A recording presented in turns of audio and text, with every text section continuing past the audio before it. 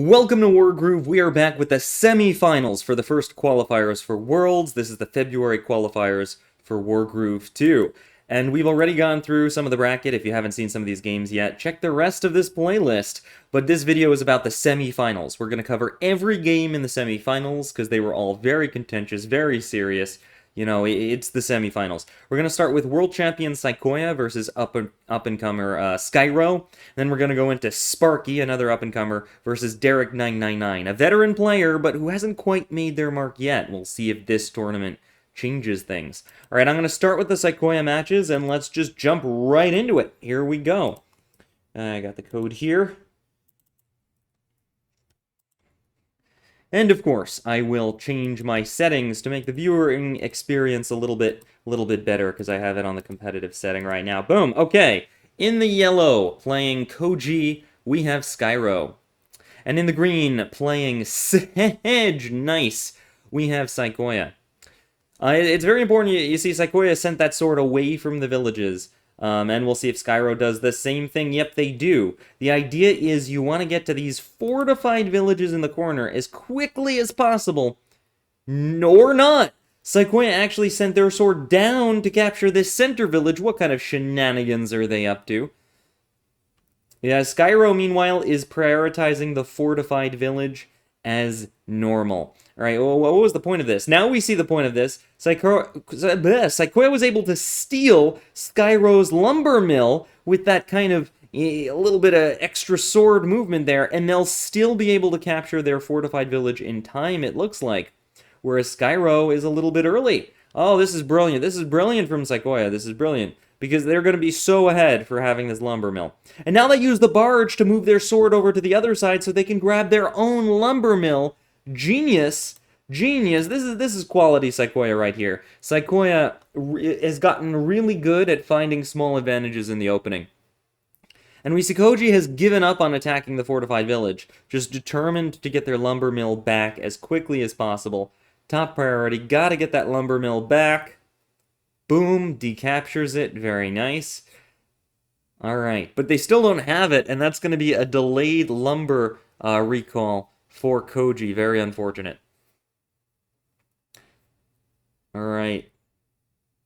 Ooh, meanwhile, Saikoya's already got a riverboat on the river, grabbing sea villages, grabbing their own lumber mill. There's always a forest here. Grabbing more villages, and, attacking this village with a sword. Saikoya is very aggressive. It's only turn 6, and already Saikoya is attacking into enemy territory. Skyro using their own riverboat to try to claw back territory, sending in the knight to defend, grabbing their lumber mill and using it to heal Koji, and then bringing in their own knight. Skyro is in this game, make no mistake. They're already building an air trooper, aka the Flamingo, to try to grab that super corner village on the island, but Saikoya is, of course, one turn ahead of them, and has double the riverboats. You know, Saikoya is just doing a little bit better in every respect. We see them redeem their lumber mills. That's going to be a ton of gold for Saikoya, enabling them to heal their commander despite building a dragon on turn 6. And Saikoya just has a incredible position. All right, Skyro did build an anti-airship very early. That's going to be useful against that dragon. But only one riverboat is going to be a lot slower flipping these villages. We see the knight go in, knocking down something, but the mage isn't protecting that knight. I hope it's out of range of the dragon. Yeah, I think it is. Very aggressive position from Skyro here. We see Koji is ready to attack Sedge and plow across this side of the map. However, they've abandoned this side of the map, and Saikoya happily attacks it with their double riverboat. Sword come in, pike come in. We see the dragon swoop in to try to join the fight, scare off Koji a little bit. The flamingo's flying down. And now both players seem to be ready to fight on that left side. Saikoya builds their own anti-air ship, and it's a game. Alright, Skyro is able to decapture this village and moves in their double ballista ship. That way if one gets hit by the dragon, the other can take it out. They've built a harpy to deter these riverboats, and Saikoya doesn't have an anti-air ship in range in time. So that'll be nice for Skyro. Skyro builds their own dragon and uses the commander to attack the barge. That's like Koji just using a samurai sword on a rowboat. What's going on? Finishes it off with the knight, and then knocks down the lumber mill. Are they going to capture it or just leave it knocked down? It looks like they're just going to leave it knocked down for now. Tons of swords, a mage backing it all up. Wow, Skyro is ready to fight. The dragon, finding a loophole here, flies across the map, attacks the lumber mill, and is completely safe. The mage just can't reach it there. Sequoia bringing in their own mage, bringing in a bunch of swords, bringing in a thief. Sequoia really loves thieves. Most players will not build thieves because it slows down your game, but Sequoia is happy to play a slow game, which means we need to look at the economy and see if it's working out for them. Sequoia is actually ahead, although Koji's flipping a village, so it's dead even. This means Sequoia can safely build that thief without much of a concern. We see the double anti-airships slowly approaching. Dragon takes out a village, sword recaptures the lumber mill. Skyro's retaking the territory that Sequoia stole and is ready to fight and defend their villages. I like this. They're not letting Sequoia have all this territory, even though they're fighting on the left. They still have a sizable army here defending everything. That's very good. That's very good. We see a dog and a flamingo come out. Still not a lot to deal with the dragon, just one mage on the right side to deal with the dragon. I would have preferred a little bit more, because it can do that. Sniping a sword, letting the knight come in, taking out that village, and Sequoia continues to dominate. Look, Sequoia spent 2,000 gold in a matter of seconds. 45 minutes left on the clock on turn 9, and Sequoia is still retreating on the left, attacking on the right, but overall they're doing kind of okay. And Sedge is working towards their first groove. But Koji already has it. This means Skyro has been more effective at attacking than Sequoia, which is actually very impressive. Skyro's doing an amazing job against the reigning world champion. Amazing job. Alright, we see the sword come in, another sword come in. Just lots of swords just kind of defending these more powerful units. And then knights switching over to the right side. You can't let them get too close to your stronghold there. A bunch of swords just kind of walling off, and Koji basically saying, hey Sequoia, you want to come over here and fight me? Bring it. We see the witch come over to this side, the dragon continues to knock down this village, and finally, Sedge has tier 1 groove. Now that Sedge has tier 1 groove, Sedge will be able to fight a lot better, being able to execute any unit at 25 health or less, and continue to take their turn, which is a very, very powerful groove. However, what Sedge really wants is their tier 2 groove, their super groove, because once Sedge gets their super groove, that is when they will begin to dominate. Alright, Skyro has a rifle in position. That'll be really useful against all this infantry. And they're willing to sacrifice their dragon. That dragon's dead. Or at the very least going to take massive damage to take out the 2 boats here that were harassing the villages. It actually might be worthwhile because Sequoia doesn't have a lot of other river boats backing that. And even though a dragon's going to take a hit, it'll mean a lot of gold for many turns to come. Plus, with double mages and Harpy defending it, it'll be a little difficult. That ballista ship might actually go down if it fights poorly here.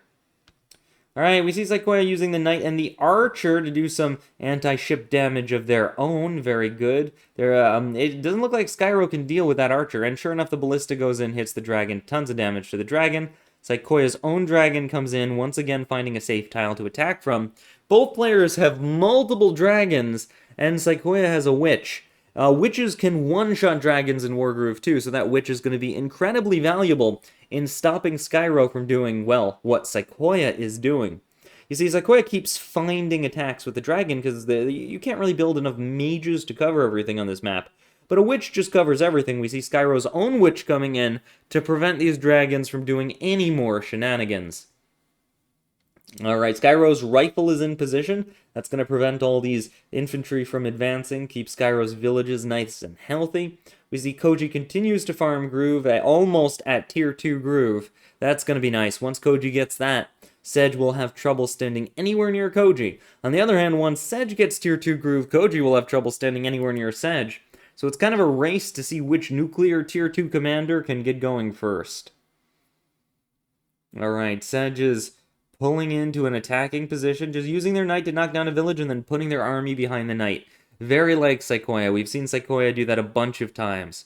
Just kind of pecking at a village, just kind of saying hello. Just trying to do a little bit of damage and trying to start a fight in their favor.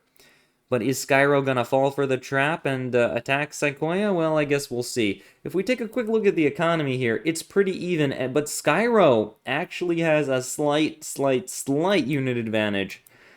Keeping in track of the fact that, though, neither player really has damaged units, it's pretty even. Oh, Skyro's going in. They use the knight and the sword to take that knight out. They reposition the rifle rather than attacking. That's going to be great if that archer, for example, decides to stay where it is, and using the confusion to steal this village.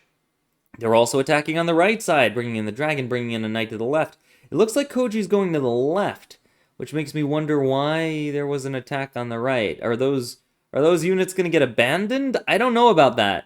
Abandoning those units will give Sedge a lot of groove. Okay, we see a little bit of stuff coming in to defend these units. Just a little bit of stuff. But it's not a lot. Is it enough? I guess we'll find out. Alright, it's Sequoia's turn. Both players are down to about 30 minutes on the clock on turn 13. We see the anti-air ships are getting really close to the towers. Then neither player will be able to build air units anymore. And here it is! Sedge's sadistic rush. Boom! Takes out the knight. And now Sedge gets a reset on that kill. Gets to groove again.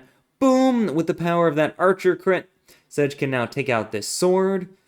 You gotta be careful, that rifle is pointing at the archer here. You know, Sedge has gotta defend this archer now that it did that. But boom, Sedge gets another kill, another reset. Goes to the mage, boom! This is the power of Sedge's tier 1 groove.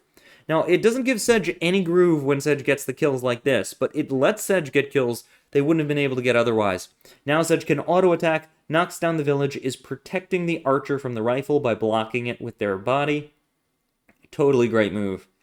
As long as Sedge doesn't die. As long as Sedge doesn't die. This is a totally great move. Alright, we see Sequoia sending a dragon to the right side of the map. It looks like, whoa. My game froze for a second there. It looks like Sequoia is happily destroying all these units to give Sedge more and more groove. Because all this is giving Sedge groove, right? This is giving Sedge groove. Sedge is already over 300 groove. Koji's got to be careful. We see the Hex come in here. We see the Hex. This looks like it could be a lethal. Looks like it could be a lethal here. Koji's using the Sparrow Bombs. Is this tier 1 or tier 2? It looks like tier 2. Meaning these will do tons of damage. That goes down. That goes down. Sedge is looking super vulnerable here. A tier 2 bomb goes off doing tons of damage. Tons more damage. Is this it? Is this it? Sequoia drops the first game, getting lethaled by Koji, and Skyro takes it.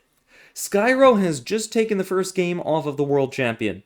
Are we about to see Sequoia get dethroned in this qualifier? I mean, don't get me wrong, this is the semifinals. Everyone who's made it to the semifinals of this qualifier has already qualified for the world championship, but this will determine seeding, which is very important. Let's check out game 2 and see if Sequoia can make a comeback or if Skyro is just going to take it. Alright, Sequoia is choosing to play Caesar. Folks have said that Caesar's pretty bad on this map. We'll see if that's true or not. In fact, Sequoia was one of the people who said that, so I wonder why they're playing Caesar. In the black, Sequoia is playing Caesar. Sequoia lost last game despite being the reigning world champion. But it's not over yet. This is a best of 3. Meanwhile, Skyro is once again playing Koji. I mean, if it worked the first time, why not do it a second time, right?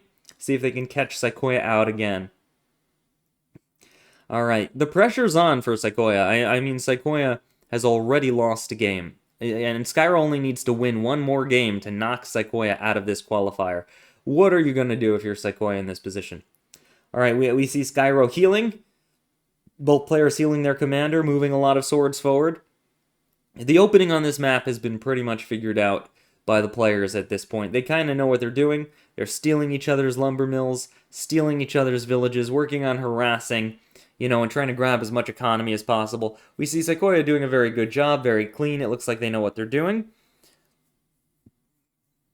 Same thing from Skyro. Both players just trying to grab everything they can as quick as they can. A little bit of sword harassment, knocking down the village there. You know, that sword is willing to give its life to make sure that village stays yellow just a little bit longer. And we see the same thing happening on the right. Both players are effectively executing the exact same opening on each other.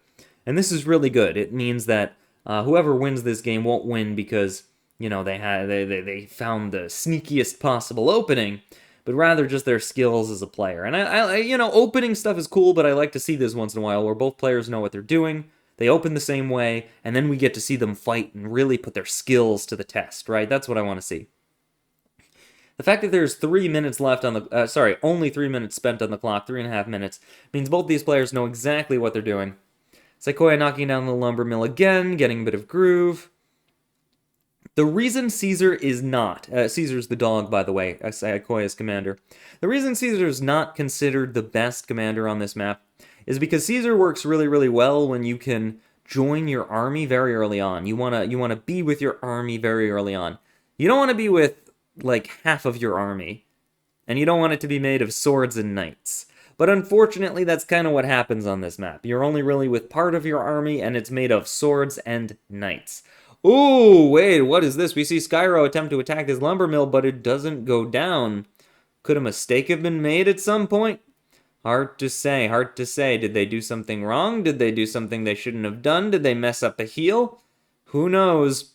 But that means that Sequoia is going to pull a little bit ahead, keeping control of both lumber mills for a turn. That's a big advantage. Alright, we see Caesar have their crossbows fire at that sword, completely taking it out. Boom. And then the sword heals up. Sequoia does not like to sacrifice swords. That sword is going to be very difficult to take down now. Knight comes in. Mage comes in. That's an early mage from Sequoia. I don't believe Skyro made any air yet. Despite the archer, ignoring the archer, Sequoia puts a ton of units there and does huge damage to that wagon. Alright, meanwhile, Koji decides to heal up, just using swords and stuff to knock down the lumber mill. The wagon heals, the archer goes behind the wagon wagon kind of taking a very defensive position there. It's kind of hard to attack that wagon now, which means the archer is going to be super safe. Lots of swords come in just to defend, really nice position. Alright, Sequoia gains control of their lumber mill and starts attacking deep in enemy territory. But I'm noticing that Skyro was able to steal one of Sequoia's villages. Look at this village in the corner here, right? This 4 village in the corner here. These soldiers kind of have it. Sequoia really needs to take it back, you know? It's not great that their opponent has done that to them. Alright, we see Sequoia putting some dogs next to Caesar. You know, Caesar being a dog loves their fellow dogs. Caesar's Groove is very good with dogs, so you want to have some dogs near your commander. Wow, Skyro knocking down the lumber mill again. I have to say, Skyro's doing a little bit better. Skyro's doing a little bit better, despite fumbling over this lumber mill a little bit. They've been able to control Sequoia's lumber mill, and if we look at this, Skyro actually has a lead economically. Ooh, and they're using it. They're using that lead. We see a golem come out. That golem is really good. It's going to make it very difficult for Sequoia to push.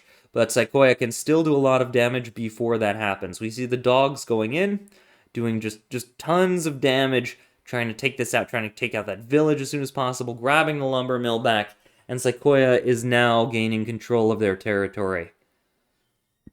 Oh, we see some pike balloon coming out with an archer. Wow, Sequoia's building a few slow units. These units are really good with Caesar, but they're very slow. They take a while to activate. Meanwhile, Skyro is happy to take advantage of Sequoia building slower units and get a nice sword crit on that knight. Ooh, that was some damage, bringing in their own knight to back it up. And then they're just kind of defending their stronghold with an archer, you know, wagon. Lots of tanky stuff. Alright, Sequoia managed to get their village back, and they're looking good. But retreating away from that golem. Sequoia doesn't want to fight that golem. Instead, Sequoia's happy to fight in the center.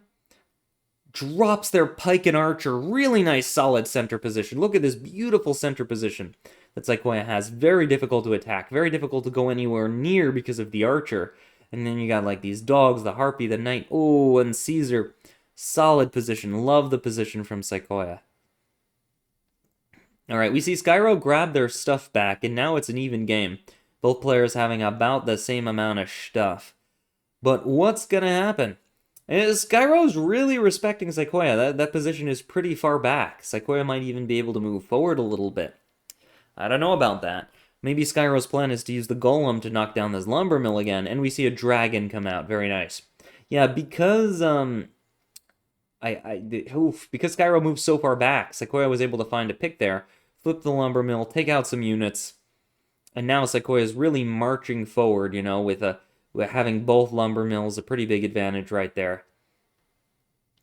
I think Skyro just backed up a little too much, respected Sequoia a little too much, but that was a really, really nice position from Sequoia. That was an incredibly solid position from Sequoia.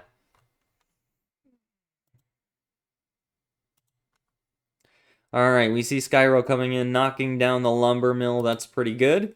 That's pretty solid right there. Dragon coming in to back up the golem. You know, Skyro's still in it. Skyro's still in it. Ooh. Finds an interesting pick on the village, backing it up by wagoning Koji in. I like that. That's a good move. But once again, they're kind of abandoning their corner, and it's kind of allowing Sequoia to lead the game a little bit. We see Sequoia is able to take down another village, healing up this knight in preparation for an attack on another village, bringing in some more units. You know, Sequoia is just kind of attacking villages first, and that means that Sequoia will be ahead on economy every single turn, which will let Sequoia pump out the Pike Witch, Harpy, all this air force, very scary, lots of dogs. You know, Sequoia's just got a lot of stuff. In terms of groove charge, Caesar almost has tier 2 groove, and Koji is only sitting at tier 1. Sequoia is way ahead, 100 extra groove charge. That's another benefit to having attacked so much. Koji's trying to attack in, get a little groove charge for themselves, but it looks like Sequoia just has this position, right? Lots of units coming down from Skyra, lots of units really backing up this attack. Wants to make it as good as possible, bringing in the wagon, bringing in the sword, bringing in so much stuff, but backing off on this side. And Sequoia, once again, boom, boom, knocks down a village, grabs it, comes over here. Sequoia's just willing to keep grabbing villages, and it's working in their favor. I mean, look at this. Sequoia's 300 eco ahead, has a unit count lead on top of it, has all these units. And it looks like that wagon is going to take incredible damage from 2 donk crits, and then all the hex follow-up. Sequoia might be going in here, actually. We see the archer hit that, pikes get dropped, mage coming in, another mage, sword, sword. Is Caesar gonna groove? This is a tier 2 Caesar groove. Every single unit there gets to move again. Oh no. Devastating. Knocking down swords, knocking down villages. Archer comes in, hits the dragon. Mage comes in. The air units are falling apart, and Koji's position is just getting overrun.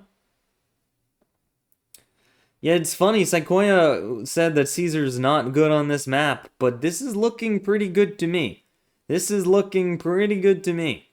We saw Skyro's Koji get a kill last game, but when you can't find a kill, Koji can be a lot weaker in army fights. It's also worth noting, though, Caesar was 100 groove ahead. Yeah, GG, there's the surrender. Sequoia takes it so cleanly. 10-0. Skyro didn't kill a single unit. Oh, Sequoia. Dominating. Alright, so it'll all come down to Game 3. It'll all come down to Game 3 to see which of these two goes on to the finals. And I will be covering the finals live. That'll still be uploaded to YouTube, though.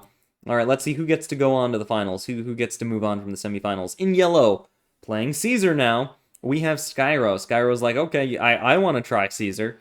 And Sequoia's like, nah, Caesar's not that good. I'm going to pick Yoda. Sequoia's picking Yoda, and we will see what happens. Alright, Skyro's going for that opening where you kind of move your commander forward, you move the sword up, you try to grab the lumber mills as quick as possible. It seems like Sequoia doesn't know that opening, or they're going for someone else. Their commander's taking a very different path around. They didn't grab that village. I don't know what Sequoia's doing. Meanwhile, Skyro's like, I'm gonna grab this village, I'm gonna grab this lumber mill, I'm gonna grab this village, I'm gonna go for the yoink. There's a yoink threatened where a Skyro can take a village in Sequoia's territory. However, Sequoia was able to knock down the lumber mill, you know, that's pretty good, and prevent their own lumber mill from being knocked down, heal their commander, you know, so Sequoia has a really nice position, all things considered. That's a really nice position. Alright, we see recapture and sword crit, that lumber mill secure now, a knight's coming out from Skyro, very nice. They grab their fortified village, they've already stolen one of Sequoia's villages. You know, this is looking alright for Skyro. The only thing is they haven't healed their commander yet.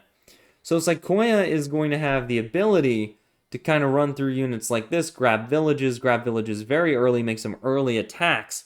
So even though they lost a deep village in their territory, it might be okay for Sequoia.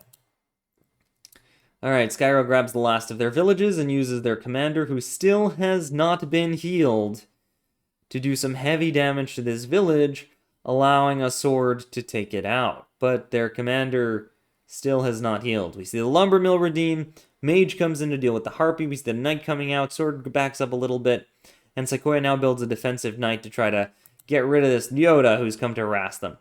Harpy goes down, really safe positioning there. Yoda comes in, and it looks like that is going to take out the fortified village. Boom! That's 200 gold worth of damage to Skyro. It looks to me like Sequoia's weird opening was very successful against what Skyro did. I don't know if that was improvised or what, but it was very strong, maybe prepared. Sequoia might have prepared that one. Alright, we see the village gets captured and Caesar gets healed, but Caesar is not going to be able to take out the fortified village like Yoda did. And to stop Yoda from doing that again, the knight goes in and hits the commander. However, that's not a crit, and the knight is going to take big counterattack damage. Was it worth it? Hard to say, but multiple knights are coming in to back it up, so Yoda is probably going to get out of there to avoid death. Alright, Yoda just walks away and heals off the damage like it's nothing. Harpy chips at that village again. It's totally safe on that tile, so it can keep doing that. And we see Sequoia bringing in a knight. And we've got a game now, you know, both players are kind of playing, bringing in their army. Sequoia's got a lot of pikes incoming, so many pikes incoming. Meanwhile, I don't think Skyro understands how Caesar works. Skyro has built a lot of knights, but Caesar doesn't get along on well with knights. Caesar's a dog. Caesar wants dogs. Caesar wants pikes. And I'm just not seeing a lot of pikes on Skyro's side. I'm not seeing a balloon. Okay, there's an archer with a wagon. That's not bad. But it's just Sequoia has more pikes, and that shouldn't happen. Alright, oh, another knight hit on the commander. You know, Skyro's determined to use the knights to harass Yoda. Alright, the pikes come in and take up the center on Sequoia's side. We see that knight go down to a knight and a sword. We see a sword crit on the knight. We see a mage heal gets dropped on Yoda, and then Yoda comes in and attacks the knight. Wow, Sequoia is just eating through Skyro's knights with barely a care in the world. Skyro might have overextended a little bit. And then the dog attack too. Oh, so much damage. What's Skyro gonna do? Skyro's determined to fight it out. Skyro's sending in a bunch of swords, you know, to try to take him out. Sends in the mage. That mage is in trouble. There's a knight standing right next to it. I don't know about that. But I guess the purpose of that was to allow the swords to hit the mage so Skyro could send in their harpy to hit the knight. And now the mage should theoretically be safe unless Yoda wants to hit it. Archer gets wagoned in to back it up. And now I'm kind of liking this attack a little bit more by Skyro. But it still has some weaknesses which Sequoia could exploit. We see the harpy come in and do some damage. That mage is probably going to die if the harpy's going that recklessly in. Sword goes down. Sword goes down. Sword goes down. Oh, no, it survives. It survives. So we see the weaker dog come in and take it out. The knight heals. And we see Yoda Groove coming in. Let's see what's it going to hit. Boom. It hits the knight. It hits the mage. It hits the sword. Oh, that did so much damage. And then the balloon drops stuff in front of the harpy, keeping it safe. Sequoia even manages to decap that village. Sequoia did so much that turn. Sequoia did so much that turn. Skyro is just struggling. I feel like this is almost a lost battle at this point. Caesar's coming in, but Caesar can't groove anything. And this right here, this is where Caesar becomes a very weak commander.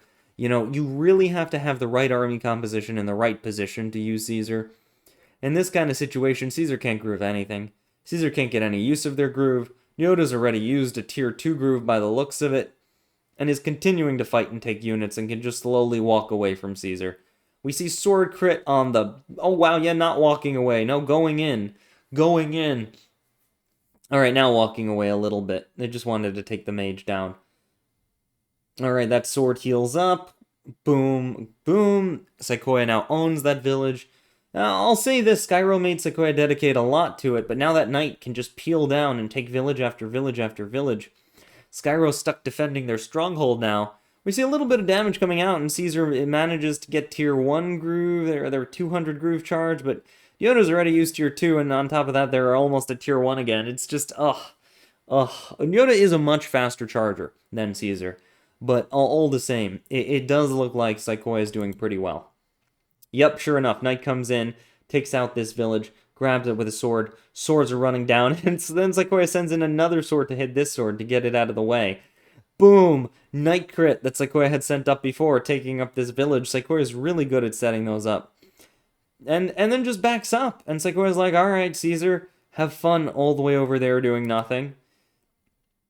Alright, Skyro finally has some pikes, some mages. We're finally seeing a composition that looks like a Caesar composition. The only problem is the units are nowhere near Caesar. Right? They're all the way down here, and Caesar's over here. How does that work? It doesn't. You really need your Caesar composition to be near Caesar when you're using Caesar. And Caesar's hard to use, you know? Caesar's really hard to use for a number of reasons, and we're definitely seeing the weaknesses of Caesar. I think last game, Sequoia showed us just how strong Caesar could be. Now we're seeing just how weak Caesar can be. It's a big difference depending on how you're playing, what the situation is, what you build, what you do. Boom, we see a rifle shot on Caesar. That's a little bold, using a rifle crit on a commander. It did, like, no damage at all. But still, you know, every little bit of damage helps. Alright, Skyro built their own knight to try to defend that side. They're grabbing back villages on this side. It's kind of a scramble at this point as Skyro tries to stay even with Sequoia. And they're doing a decent job. They're only one village behind. The unit count is very close. You know, Skyro has not lost by any stretch. And they are playing Caesar, so they do have that comeback potential. You know, Caesar's a much later game commander than Yoda, so Sequoia should be winning early. But Caesar should, if they can keep the position even, start to win later on. So this is around the time where we should see a good Caesar player make a comeback if they have the ability to. But Sequoia's ready for this, right? Sequoia has 2 golems. Golems are very good Caesar counters in Wargroove too, because nothing Caesar builds is that good at attacking a golem, mostly because nothing is good at attacking a golem, full stop. Ooh, using the wagon to cover the archer, I like that. Lots of mages. Yeah, good position on the left. Good position on the left. Skyro's ready to retake that village on the left. But they're kind of backing up on the right because of all the golems, and just pikes don't fight that great into golems. I mean, they're alright, but you'll lose a lot of units. And this is letting Sequoia just kind of push forward and take the villages on the right again. I mean, we've seen this happen before, and Sequoia is happy to do it. Sequoia is, in fact, enthused and determined to do it. Balloon comes in, and this is one of the problems. Sequoia is really good with balloons. Sequoia is really good with pikes. If you want to fight the reigning world champion by using their own strategy against them, you know, you're going to have to be really good with that strategy. And Skyro's an amazing player. Skyro's done really well, but I don't think anyone is really at Sequoia's level of messing with pikes like this, outside of maybe 2 or 3 people. Alright, Skyro's bringing in the mages, but still building more and more pikes.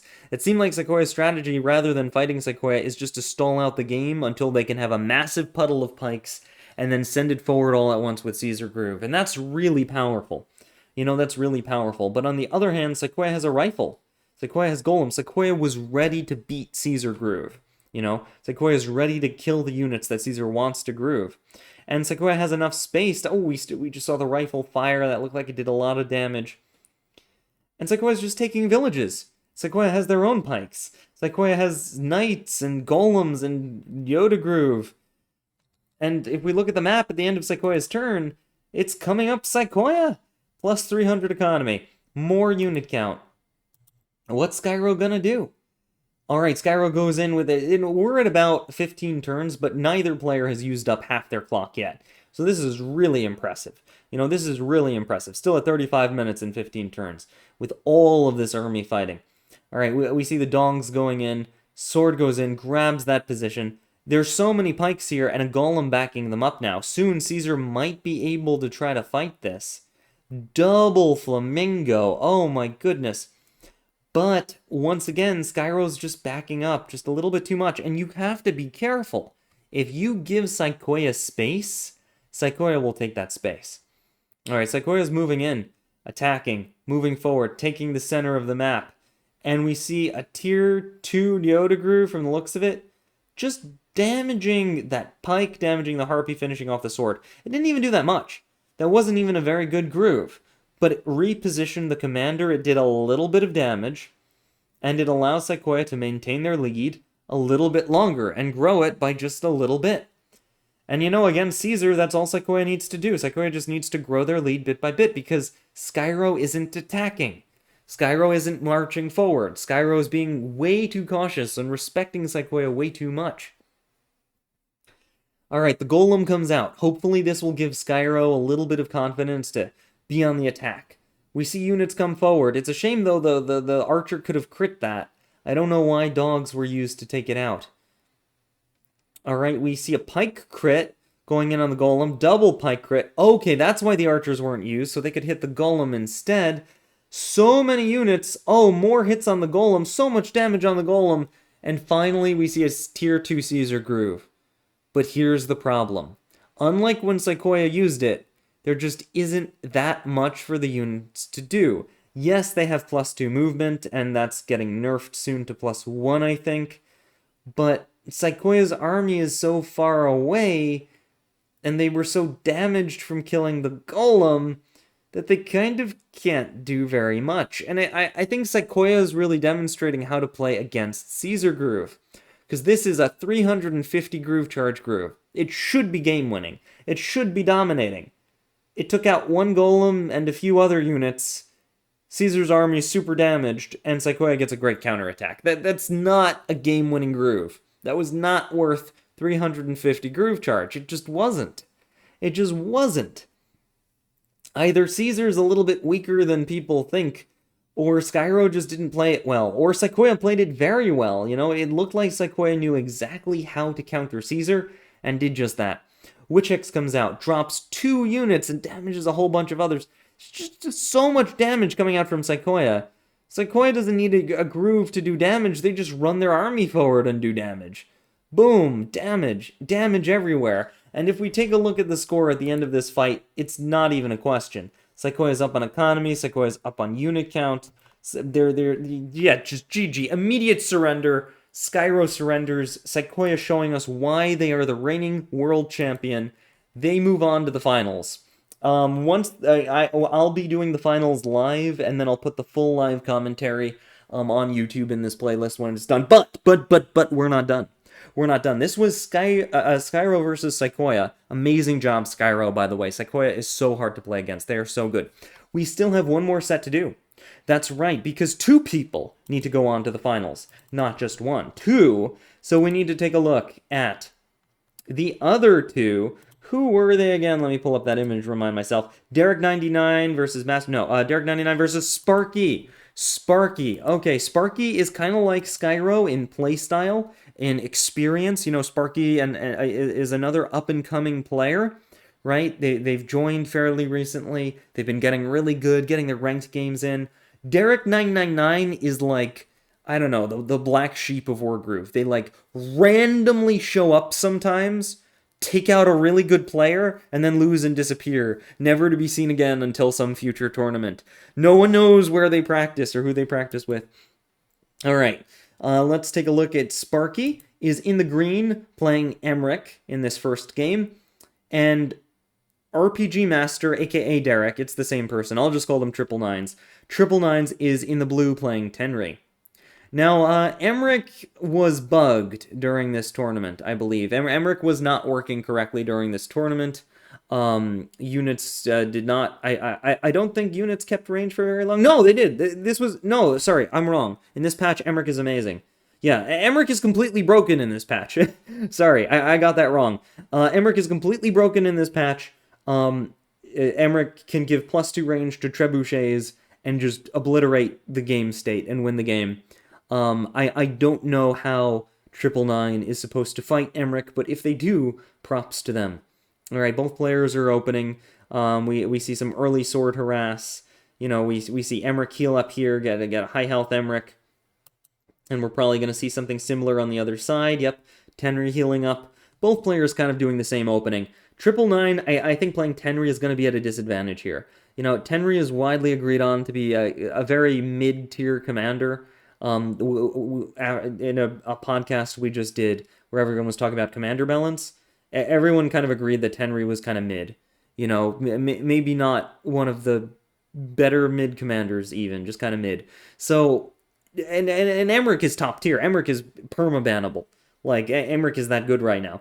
So, I'd say Sparky has a bit of an advantage here. But who knows? You know, there's also player skill. There's also player skill involved. All right, we see the village get knocked down. Tenri grabs it. Both players kind of doing similar things. Oh, deep sword harass on the fortified village. Nice! Triple nines with the super IQ play. That is going to drop Sparky's economy by 200 and possibly force units to go back and contend with it. Really nice play. Really nice play by triple nines. They don't need a broken commander to win. They don't need a broken commander to win. They got tactics. All right, Emmerich is going deep to take out this village here. But wait, aren't you going to save your fortified? Okay, yeah, the sword goes back to save the fortified village. And as a result, Emmerich was not able to capture the village this turn. We see Tenri go in, whack this village. It's not going to go down, but it's going to do some damage. It'll do some decent damage. A little bit of village counterattack there. Lumber Mill gets redeemed. Don't forget to redeem your Lumber Mills. And triple nines is going in. It looks like both players are spamming golems on the defensive side. Emmerich will be a lot weaker if they don't have enough money for a trebuchet, so maybe the golem spam will be alright. Definitely a good way to deal with Emmerich early on. Try to make Emmerich build golems, not let Emmerich build any trebuchets, or Emmerich will get out of hand very quickly in this patch. Alright, so Sparky manages to recapture their lumber mill. Golem goes in, kills a sword, does some big damage. We see a balloon coming in. A sword coming in to hit Tenri. That's a choice. That's a choice. I'm not quite sure what Sparky was thinking there. That sword's going to take a lot of counterattack damage, but it does make it more difficult for Tenri to hit the golem, and perhaps that was their idea. Just make it so Tenri can't get a clean hit on the golem. Alright, we see triple nines golems coming in. There's swords coming in. Tenri heals up. Yeah, apparently that sword attack was a good idea. Forced Tenri to heal. You know, it wouldn't let Tenri hit the golem. Good strategy, good strategy. And triple nine seems to be a little bit on the back foot right now, though they do have double golems on the defending side. Alright, Sparky finally finishes off that sword, and both players have equalized their position. But it looks like Sparky has a massive unit count lead. And is summoning their tier 2 groove, and has built a trebuchet. This looks amazing for Sparky right now. This looks winning for Sparky right now. If that treb can make it to that crystal, that could be game-ending. Tenri is very riskily standing on a beach tile to attack the golem. However, that will do a lot of damage and make the golem a lot less useful. Really good attack. We see a sword crit follow-up to knock down the village, and this golem knocks down a village too, grabs it with the sword. Emmerich will be able to kill that sword, but there are a bunch of golems that might have something to say about that. We see a big sword line backing up Tenri here. Don't worry, Tenri, we got you. And the treb starts to come in. Alright, the golem moves forward. That golem goes back and heals. Sparky is really... Yep, and sure enough, the sword goes down. Emmerich under crystal is basically on a mountain. So that's pretty strong. That's pretty strong. And then the sword crit and the sword follow-up knocks down the village. We see swords knocking down the village take a little bit less damage because of the crystal. We see the crystal giving you just a little bit of value there. And heals up the sword, sends in the mage. This is just looking amazing for Sparky. Sparky is dominating. Alright, Tenri goes in. Tenri's going to use her whirlwind powers to knock this village down. Tenri basically being the big bad wolf. I'll huff and I'll puff and I'll whirlwind your village down. And the swords just run into the front lines there. We see a heal get dropped, heal up, you know. It was an expensive heal, actually. I don't know if that was worth it, but backs it up with a golem, you know, determined to attack. These golems are forced to retreat. They can't really fight under the crystal. And in comes the trebuchet, and comes a bunch of swords. You know, this crystal seems to only be taking 10% damage each turn. Very tanky. You know, that's not going to go down anytime soon. Emmerich happily eats a village, brings in their own golem, and is just setting up camp. Emmerich is just setting up camp, preparing to win the game. Alright, we see Archer coming in on Tenri. We see swords going in, healing up.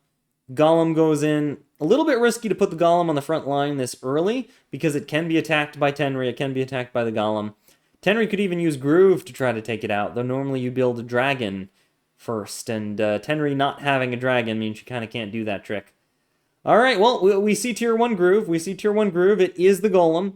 It's being put on a beach tile, and golems are being used to take it out. It's unfortunate that this will do 20 damage to the golem, which is a lot, actually. That's when you think about, like, 200-300 gold. But still, Tenri managed to take out a golem, which is pretty good, and kind of get an attack on that position. Meanwhile, there's another golem to back it up. Sparky's pushing forward. Their trebuchet is almost at the crystal, and happily using their swords. And, oh, even the golem front switches to take out the mage. That's brutal. This sword goes down. This village gets capped. They don't even attack this sword, just kind of ignoring it. You're too weak to matter. That's so mean. That's so mean. Alright, 999 just throwing the sword over there because they might as well. Knocking down this village because might as well. Bringing in a balloon because might as well. And the golems can't even kill swords. That's how tanky the crystals are. The golems can't kill swords. They only tickle commanders. We are seeing the power of Emmerich right here. We are seeing the brutal, unbridled power of Emmerich. Meanwhile, Tenri, all she can do is just try to attack as best she can. Try to knock stuff down as best she can. Emmerich is just being an absolute force. We see a sword crit come out. You know, 999 is getting some damage in, but there's just not much they can do into the power of Emmerich. And the Treb hasn't even arrived yet. This is just Emmerich without a Treb, by the way. This is Emmerich without a Treb. People saying, like, I think yesterday someone said Emmerich without a Treb isn't that good. Look at this game if you think Emmerich without a Treb isn't that good. It's no, Emmerich without a Treb can be amazing in the hands of a very good Emmerich player. Alright, we see the golem coming in, smacking Tenri in the face. That's gotta hurt. Just boom! Smack! Is Tenri even gonna live this? I don't know if Tenri is even gonna live this. See another golem coming in from the bottom. Tenri might be alright, just as long as nothing else can hit her. Tenri might be alright. Okay, it looks like Tenri gets to live another day. But the trebuchet has made it to the Emmerich crystal. And if that thing is allowed to stay there, it will take over the world. Alright, 999 is deathly afraid of that trebuchet. But they're able to pop the crystal and make it so the trebuchet does not get its goober range anymore. And they found a way to get to the trebuchet. Wow, so good. So good.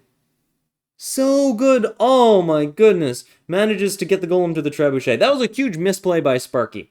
Great find by 999, but huge misplay by Sparky. Sparky just basically put the trebuchet in golem range for no reason. You know, if Sparky had just not done that, they could have won the game right there. Could have won the game right there. Instead, their position is overrun. That was a game-losing error. And major props to 999 for finding that line. But yeah, Sparky shouldn't have done that. That was a big mistake by Sparky. Alright, Sparky's trying to come back. They're trying to come back. Bringing in the sword, bringing in their golems, you know, but it's a game now. It's a game. Without that trebuchet, Emmerich is just a normal commander. You know, Emmerich is just a normal commander without that trebuchet. No longer a broken commander. 999 might actually be able to play the game now. You know? Tenri comes in, takes out the sword. This is a rough game, you know. Tenri's trying to get groove. Tenri's trying to get groove again. And Tenri got it. Tenri has tier 1 groove again. Of course, Emmerich has tier 2 groove again, but it doesn't matter as much without the crystal. Sorry, the Treb. Alright, we see 999 just kind of keeping their golem alive. Doing some damage. That's unfortunate. Put the opposing golem in a crit range. You don't want to do that. And now it's just a brawl. It's just a brawl between these two. Sword sacrifices itself so that the golems can take out that golem, and it does fall. Pike comes in. It's kind of Golem Wars. This has just become Golem Wars. Golem hits the mage for some nice crit damage, and ooh. Nice attacks. And it looks like this golem's gonna fall. Hey, both players are finding very creative ways to kill golems. It seems like that's kind of what you have to do on this map. Just kill the golems somehow. Alright, we see the archer coming in. Emmerich's tier groove can buff archers. It won't make them as broken as Trebs, but it's still very good.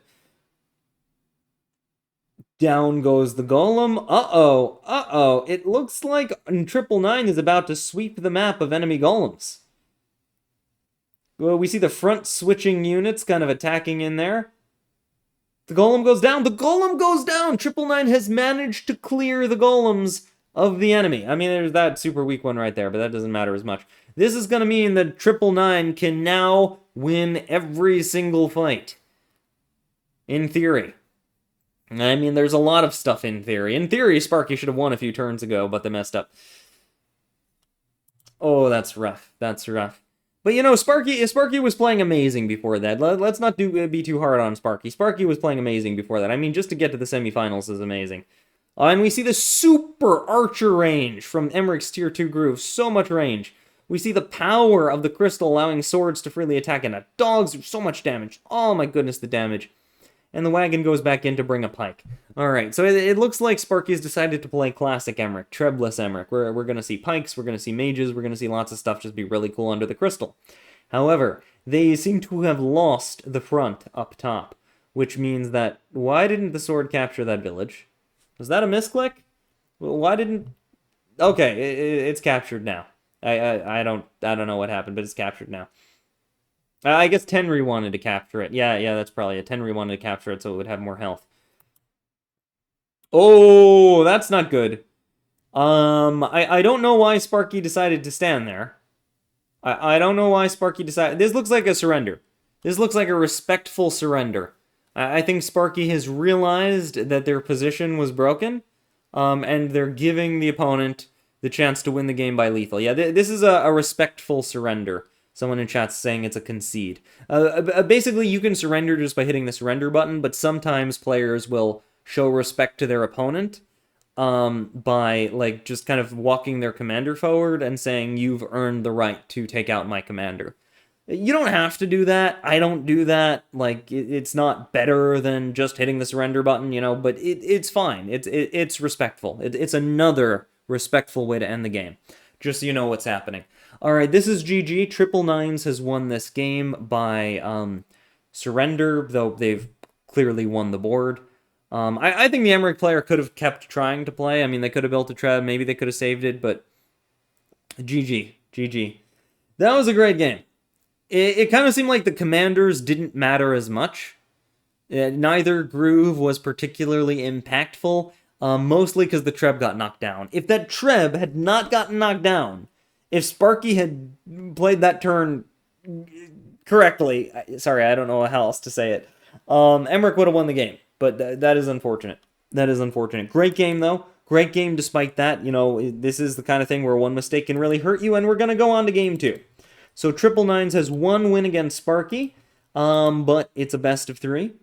And we'll see who gets to go on to the finals of this qualifier. Okay, in blue, 999s is playing Wolfar, and Sparky in limety green is playing Caesar.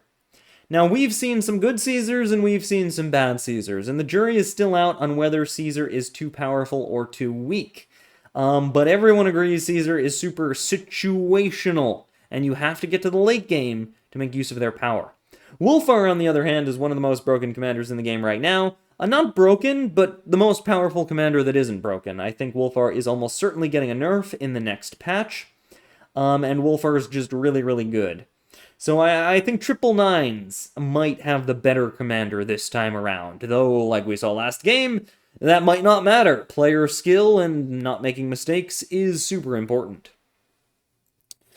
Alright, so both players are kind of opening in a similar way, but it looks like RPG Master managed to heal their commander and grab this village. And this is something we've seen players do. If you can do this opening a little better than your opponent, you know, heal your commander, get them into that aggressive position, it's game winning. It's game winning. And I think Sparky just did not know the opening well enough. They didn't know the latest opening theory well enough to stop this. And now 999s just has this dominating position. They're going to lose a sword for knocking down the lumber mill. That could be good or bad, depending on whether or not it was worth it. But it's never great to lose swords. You know, you don't want to lose swords when you don't have to. Alright, 999s has finally grabbed their fortified. They were a little late in doing that. That could result in a little bit less gold, but we see Wolfar coming in.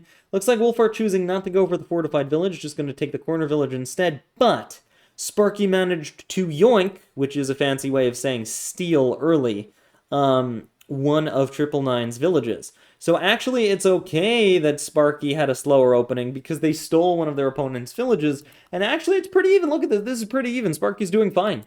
Sparky's doing totally fine. This is an even game. Alright, so Triple Nines manages to knock down one of the corner villages. Unfortunately, it means the mighty Wolfar will be trapped in the corner.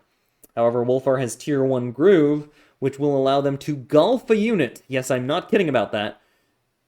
Wolfar's Tier 1 Groove allows them to gulf a unit, which is very powerful. Insanely powerful. Alright, wow, super deep attack. Super deep attack. You know, these units just ran right into Wolfar's territory. Then no fear. No fear whatsoever. We'll see if that was justified or not. We'll see if Triple Nines can take advantage of that or not. It was a very deep attack, with more swords going to back it up. Alright, Triple Nines was able to get a free dragon kill on a sword. Oh, you don't want to let that happen. You really don't want to let that happen. And they just calmly take back their village. It doesn't look like they're going to fight this. They're just going to kind of position around it and ignore it and be like, I'm not too worried about this. Go ahead, attack me if you dare. Alright, Witch comes in, units come in.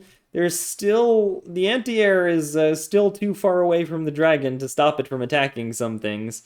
But, you know, the pikes go in, take this out. We see an attack on the sword, take the sword out. Overall, not bad. A pretty good attack by Sparky. They just don't have an answer for this dragon quite yet. They got a witch over here, but... Alright, Knight knocks down the village. We see attacks into this pike, taking it out. See a mage attack into this pike. Knight follow up, taking it out, and the pikes are gone. That's going to really shore up the position for Wolfar. You know, those swords aren't going to do much damage without those pikes there. Wolfar just knocks down the village again. It looks like Wolfar wants Tier 2 Groove. Wolfar's Tier 1 is good, but Wolfar's Tier 2 is amazing. In fact, Wolfar's Tier 2 Groove is probably the thing getting nerfed next patch. Alright, Sparky has got to respond somehow. The Witch Hex goes off, dealing tons of damage, but that did cost 300 gold. Now the Knight is able to pick off this Mage, though, which is really great. It means the Witch and the Harpy are invincible. Unless that Mage just walks up and kills the Harpy, because Sparky didn't count the tiles, unfortunately. Yeah. Another blunder by Sparky, unfortunately, that will enable RPG Master to just get a free kill on the Harpy. And now we see Wolfar's Tier 2 Groove, very powerful, boom, boom, boom. Wolfar could have killed the Knight, but opted to instead just damage it in favor of damaging more units. However, this does allow the dragon to swoop in and kill the Knight anyway, so it was probably the right decision, as breaking the line you know, creates a lot of damage. And I think that was... they're showing 999 skill right there. They're showing 999 skill right there. They didn't go for the easy play of just, I'm going to execute the Knight. They went for tactical damage to break the position so that they could kill more units after the groove.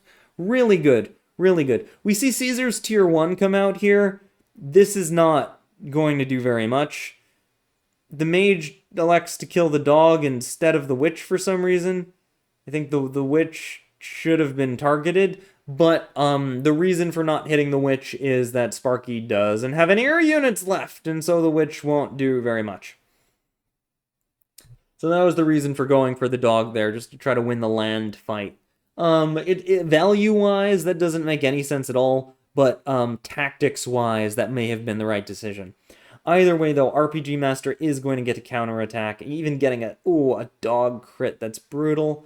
The fact that they have two witches means that Sparky is unlikely to be able to build any air anymore, and on top of that, they'll be threatening huge lethals on Caesar. Wolfar even has Groove again already. The mages are continuing to walk forward, trying to do what damage they can, but unfortunately, Caesar's all the way over there, which is one of the other problems with Caesar Groove. You know, we talked a little bit about Caesar possibly being nerfed in the next patch, but I think Caesar just looks kind of weak in these situations, especially compared to Wolfar, who's just dominating. Ugh. I hate that I'm talking more about the commanders than the players, but it's kind of what it came down to. Wolfar had a lot of tactics, Caesar had none. I think Sequoia showed us how good Caesar can be in the hands of the reigning world champion. But in the hands of anyone else, or in any other situation, Caesar has been underwhelming this qualifier. Alright, so we see Caesar reposition, just try to trap that sword, kill that sword, try to get some groove, maybe regain some territory, maybe try to somehow, hopefully, build back to tier 2. I mean, Caesar got 70 charge, Caesar got a little bit of charge out of using that groove, Maybe if Caesar can get to tier 2, can get a big pike attack with tier 2 groove instead of the tier 1 that we saw, maybe there's some way to come back. I mean, 999 was forced to retreat, but they're staring down an army mostly made of mages with a bunch of knights and dogs. I mean, it's looking pretty good for 999 here. They're slow to move for some reason, though. They seem a little apprehensive about advancing. Sparky is happy to take advantage of that. Sparky's going to execute a sword right here. That's going to give them a nice little bit of groove, a little bit of unit count. Really, really good. We'll see the archers kind of moving forward towards the balloon. And just kind of clustering around the stronghold here. What I don't like is they're not advancing. It doesn't seem like they have the ability to advance because the army is too squishy. Mages, right? Mages and archers. Not enough pikes. And because they're so squishy, they can't stand anywhere near the dogs and knights. And it means that 999 can just take more and more territory. Bring in a rifle. We saw how good rifles are at stopping Caesar, right? Just by shutting down all of their infantry. Boom! Knight on the flamingo, so much damage. And then 999 just takes over the centers, pushing towards the stronghold. This is such a big play right now. And Sparky is just too scattered to deal with it. Their units are all over the map. And if we take a look at the economy real quick, this is ridiculous. It's like over double economy. 999 has all of the economy. It's dominating. It's just dominating. Oh. The unit composition is too mage heavy, and mages are really weak in Wargroove too. They were heavily nerfed, and it's just Alright, well, we see through a combination of 3 different units, one of the knights goes down. We might see, yep, our archer and pike take out this knight. Very good defensive trade with those knights gone. I'd like to say Sparky can do stuff now, but Sparky still doesn't have any walls left.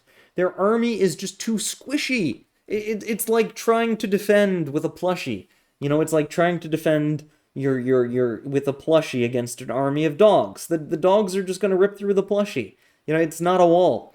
And the wall falls down fairly predictably. We see the dogs just go in, crit everything, tear anything up. The witch just dives right in, unafraid of the mages. And Wolfar gets what I believe is another tier 2 groove, just shattering the position. Oh yeah, Wolfar tier 2 is a little bit too strong for the groove charge. Alright, tons of units are coming in. So many units are coming in, and, Sparky doesn't have a lot they can do, but they're doing their best. It took out a dog, Dogs are squishy too. They had their big dog attack, but now the dogs can maybe go down. The only problem is Sparky just doesn't really have enough funds or units to fight them. You see a sword crit come. I mean, that's a great sword crit, but no units died. Nothing went down. Those dogs can continue to set up crits, can continue to wall. It's just, it's not enough.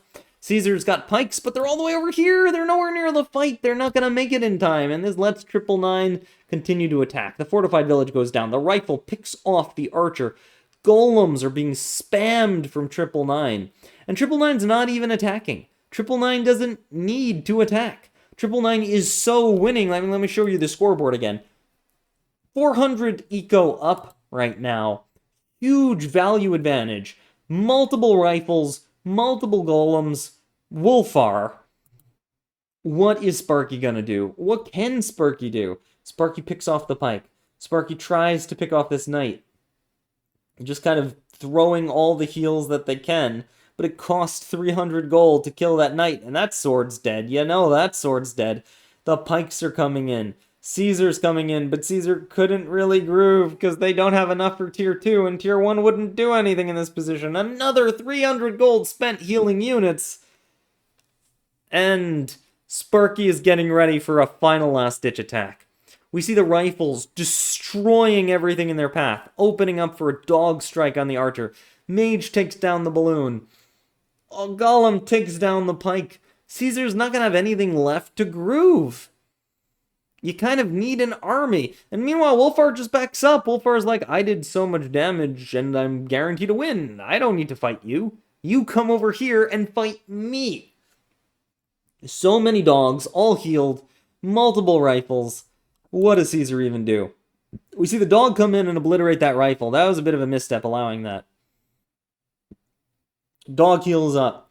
Sparky is sacrificing units to try to get rid of this golem. A lot of damage. Really nice crit on the mage on the beach. Tons of damage on the golem. Caesar's taking out the golem. This is pretty good. This is pretty good. Can Sparky turn this around? Can Sparky maybe turn this around? Oh, the golem lives at 1%. That's not fair. 1%? And the archer takes it out. The 1% golem. Oh. And Caesar tries to bring forth the rest of their forces, but it's just not easy. Alright, we see dog hit, dog crit, take out the dog. We see the golem take out the pike, and more dogs just come in to run through the position. Another golem's coming out, another dog comes out, hits the wagon, more dogs coming out. Wolfar just kind of backing up and repositioning the rifle. I don't like that rifle position. It's not really doing much. I feel like Triple Nines is a little bit afraid. I don't know, afraid of what? Afraid of Caesar Groove, but there's nothing there. Like, Caesar can't really groove anything.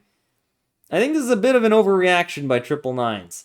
And Sparky is up on the clock.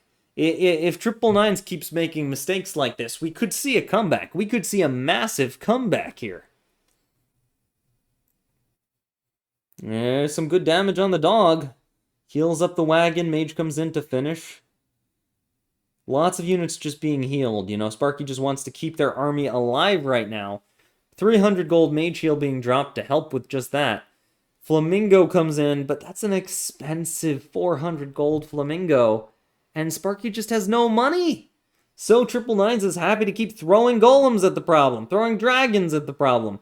Dragon, I think, is safe from the mage. I think it's safe from the mage. Dogs coming in. More dogs coming in. Sparky can just keep doing this. Triple Nines can just keep doing this. They're actually down 10 minutes on the clock, but they're just doing so much ridiculous damage every turn. And here we see the Wolfar Groove. Is that another tier 2 groove? Boom, boom, boom. That's a tier 2 groove. Kills 2 units. So much damage. It's just a war of attrition. Build a golem every turn. Attack every turn. Don't let the opponent ever recover. Alright, Sparky is realizing they are losing the war of attrition, and they are sending in some units to retake territory, especially if this goes to the clock. They want to try to have some territory. Commander attacks the golem. Sparky's clawing it back. Sparky is clawing it back. I think Triple Nines overreacted, went backed up too much, and just gave Sparky kind of the ability to come back here. Sparky's throwing some damage. We get the dog crit coming out. We get the Flamingo grabbing villages, and Sparky is actually managing to recover their economy. The only problem is they don't have any anti-air, so they build a mage, but I don't think it's covering the right tiles.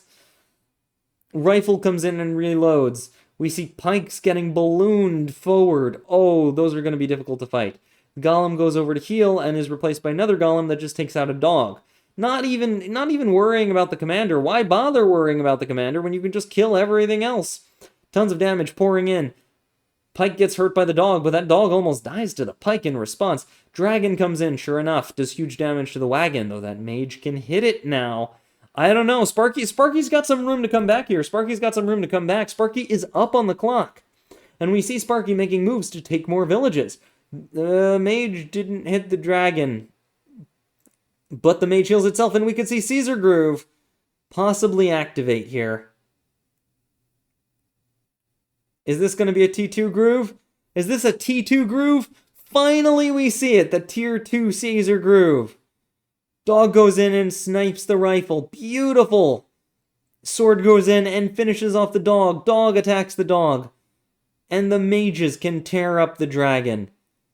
Beautiful tier 2 groove. Beautiful Caesar Groove. But was it enough?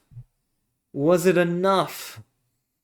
We see one of the mages that was grooved just go down. We see another mage go down. Most of the golems are untouched, and that's kind of the problem. Caesar Groove just doesn't do anything to golems. The golems just continue to tear up the position. and they're pushing frighteningly close to the stronghold. Those units are frighteningly close to the stronghold. I think 999 is slow playing this too much. They could have had a winning attack several turns ago, but they really just want to grind this out, grind down their opponent's army as much as possible. And Sparky is okay with that. Sparky's using the opportunity to try to come back. They steal another village. They're bringing in their pikes and just ending their turn. And that looks like a concede. That looks like a surrender. That looks like a GG.